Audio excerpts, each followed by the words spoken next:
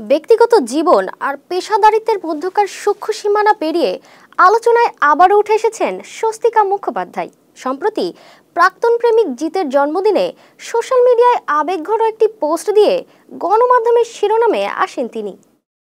জিত কাহিনীর রেশ কাটতে না কাটতেই নিজের জন্মদিনে প্রাক্তন প্রেমিক পরমব্রত চট্টোপাধ্যায়ের লেখা খোলা চিঠি নতুন করে উস্কে দিয়েছে তাদের পুরনো সম্পর্কের গভীরতা।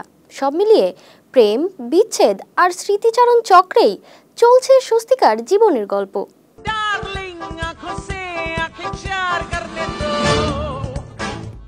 অভিনেত্রী স্বস্তিকা মুখোপাধ্যায় আবারও উঠে এসেছেন আলোচনায়, তবে এবার উপলক্ষটা প্রাক্তন প্রেমিকদের নিয়ে তার অকপট মন্তব্য আর আবেগঘন স্মৃতিচারণ। 30 নভেম্বর ছিল টলিউড সুপারস্টার জিতের জন্মদিন। রাত 12টার পর স্বস্তিকা নিজের ফেসবুক পোস্টে লেখেন, জীবনের প্রথম প্রেমের আজ জন্মদিন ছিল, শুভ জন্মদিন প্রেম, সব যাই স্মৃতিটুকু রয়ে যায়। পোস্টে তিনি আরও যোগ করেন, যত বয়স বাড়ছে তিক্ততা ভুলে ভালোবাসাটুকুই আগলে রাখার তাগিদ বাড়ছে।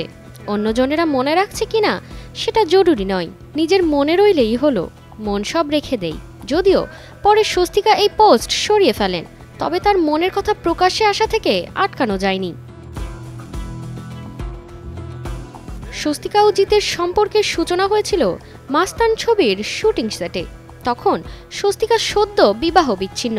বন্ধুত্ব থেকে শুরু হয়ে প্রেমের রূপ নেই তাদের সম্পর্ক, যদিও সেই সম্পর্ক থেকে সংসার বাধা হয়নি। এ নিয়ে দুজনই প্রকাশ্যে তেমন কিছু বলেননি। 13 ডিসেম্বর ছিল স্বস্তিকার 44তম জন্মদিন। সেই উপলক্ষে আনন্দবাজারে স্বস্তিকাকে নিয়ে একটি খোলা চিঠি লেখেন তার আরেক প্রাক্তন প্রেমিক অভিনেতা পরমব্রত। পরমব্রত লেখেন, স্বস্তিকা আজকের কসমেটিক নায়িকাদের মতো নয়, সময়ের সঙ্গে নিজেকে গড়ে তুলেছে। ভালো মন্দ, সাদা কালো সব মিলিয়ে সে রক্ত মাংসের মানুষ। অভিনেত্রী হিসেবে ইমেজে আঘাত আসতে পারে এমন কাজও করতে পিছু পা হয়নি তিনি। তিনি বলেন, যে স্বস্তিকাকে প্রথম দেখেছিলাম তার সঙ্গে আজকের স্বস্তিকাকে মেলানো যায় না। খুব অল্প বয়সে বিয়ে করা একটি সাধারণ মেয়ে থেকে আজকে শক্তিশালী অভিনেত্রী হয়ে ওঠার পথ চলা চোখের সামনে দেখেছি।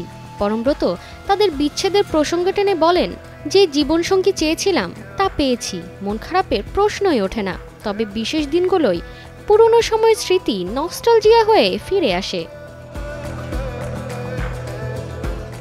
বিচ্ছেদের পরেও স্বস্তিকা ও পরমব্রত একসঙ্গে কাজ করেছেন। যদিও বিচ্ছেদের সময় কাদা ছোড়াছুড়ি হয়েছিল, পরবর্তীতে তাদের সম্পর্ক স্বাভাবিক হয়। এমনকি 2023 সালে পরমব্রতর বিয়েতে তার স্ত্রী পিয়াকে শুভেচ্ছা জানান স্বস্তিকা এবং নতুন সংসার দেখার আগ্রহও প্রকাশ করেন।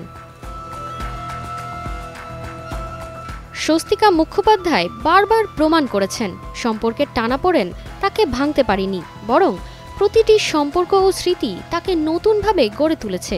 প্রাক্তন প্রেমিকদের নিয়ে এমন সৎ এবং সাহসী প্রকাশ খুব কম অভিনেত্রী করতে পারেন। তার জীবনের এই নস্টালজিয়া আর ভালোবাসার গল্পই তাকে আলাদা করে তোলে।